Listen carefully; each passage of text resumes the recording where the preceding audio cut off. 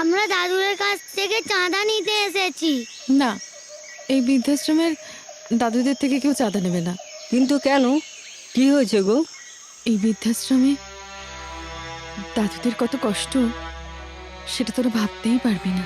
জবাদি, তাহলে এমন কিছু করো না হ্যাঁ হ্যাঁ, যাতে আমরা এই বৃদ্ধাশ্রমে দাদুর হ্যাঁ। মুখে একটু হাসি ফোটাতে পারি।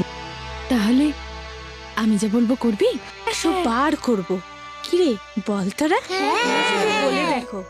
এই বছরের সরস্বতী পুজোয় যত টাকা চাঁদা উঠবে তার অর্ধেক টাকা দিয়ে তোরা পুজো করবি, আর বাকি যে টাকাটা বাঁচবে সেটা দিয়ে এই বৃদ্ধাশ্রমের দাদুদের জন্য ছোট ছোট প্রয়োজনীয় জিনিস কিনে আনবি। তুমি ঠিক বলেছো, আমরা সেটাই করব। কিন্তু ওনাদের কি প্রয়োজন সেটা আমরা জানবো কি করে?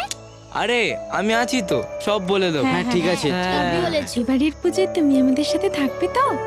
না রে, আমার যা কাজের চাপ। তোমাকে আমাদের পুজোয় থাকতেই হবে। কিরে তোরা সবাই বল, থাকতেই হবে। কোনো কথা শুনবো না। আর তুমি যদি না থাকো তাহলে আমরা কুসুমকে নিয়ে চলে যাব। ওরে পাকা ছেলে। আচ্ছা এখন যা, পরে আসবি আবার। আচ্ছা ঠিক আছে। ঠিক আছে, তুমি এসো, আমি দেখছি। কাকু, তোমার বিস্কুট।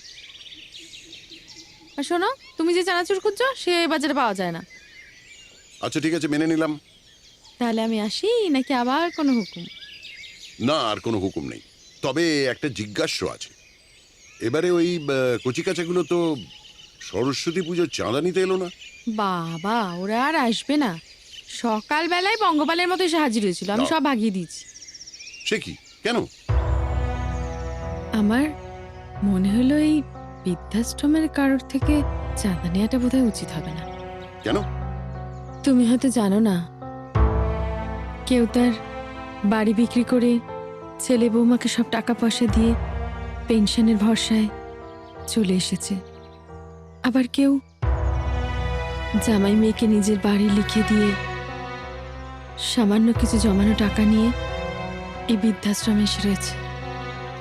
সত্যি আমি আর বিয়ে থাও করলাম না, সংসারও করলাম না, সারা জীবন দেশের সেবায় কাটিয়ে দিলাম। জানো, বিরোধী দলের সৈন্যদের সাথে যুদ্ধ করা যায়, কিন্তু নিজের পেটের সন্তানের সাথে। ঠিক আছে, অনেক বড় বড় কথা বলতে শিখে গেছিস, এবার যা। ও আচ্ছা, কুসুম এবেলা পড়তে এলো না কেন বলতো? ওই দেখো, তার মানে এই পুচকেগুলোর সাথে সরস্বতী পুজোর চাঁদা তুলতে বেরিয়েছে। আমি এই মেয়েকে নিয়ে আর পারছি না। আহ, যত যন্ত্রণা।